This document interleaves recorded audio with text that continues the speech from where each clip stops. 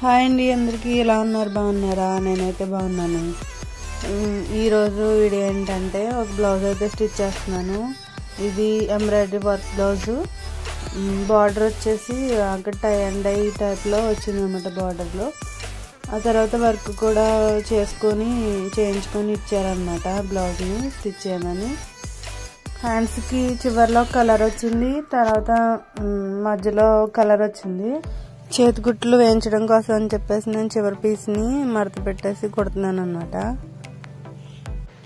మగ్గం వర్క్ బ్లౌజులకి అయితే ఇవి పైపింగ్ అనేది సెట్ కాదు, కానీ ఇలా మిషన్ ఎంబ్రాయిడరీ బ్లౌజులకి అయితే మాత్రం పైపింగ్ చాలా బాగుంటుంది. వేయించుకుని చూడండి, బాగుంటుంది. హ్యాండ్స్కి మాత్రమే కాదు, నెక్కి కూడా నేను పైపింగ్ చేశానండి. వీడియోలో మీరు అది కూడా చూడొచ్చు. చాలా అయితే బాగుంది. బ్లౌజ్ అయితే చాలా నీట్గా పర్ఫెక్ట్గా వచ్చిందండి.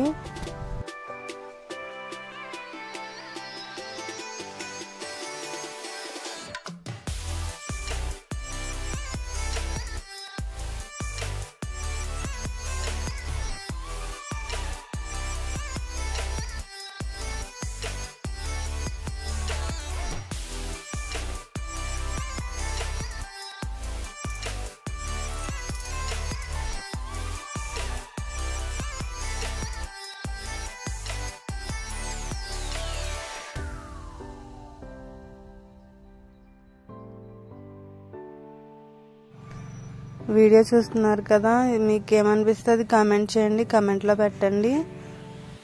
అలాగే మా ఛానల్ని ప్లీజ్ సబ్స్క్రైబ్ చేసుకోండి, లైక్ చేయండి ప్లీజ్ అండి.